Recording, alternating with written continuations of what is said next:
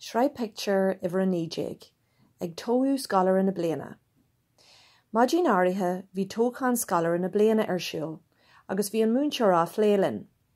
Bhíní sí na dúil go se bhain leis an phost. Dúirt sí linn smaoinú go cuireamach mar cinniú tábhachta go bhí an. Tháinig an lá vótála agus cheas na daltaí a líne dhéireach. Thuaimid suas go dtí an boxa agus cuirmid ar milliú go vótála isteach. Bhí an múnseoir ag tuairt airad don wachsa.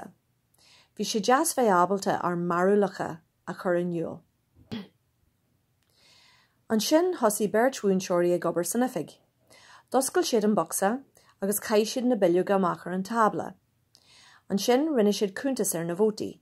Bhí neart ebre le genú acu. Bhailí na daltaí le chéile i hallan na scoile. Bhí coppla múnseoir agus an príomhide ar an ardan thud na torthaí a ógairt. Bhí gach duine ionta ciúin ag fannacht agus bhí ar gríthe in ar méal.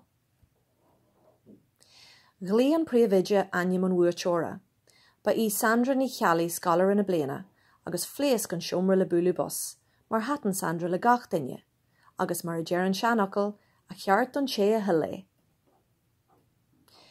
Bhil an príomhide Sandra go hard na spéire. Bhí a humpar agus a hobar bhaile i gcónaí dard caighdean.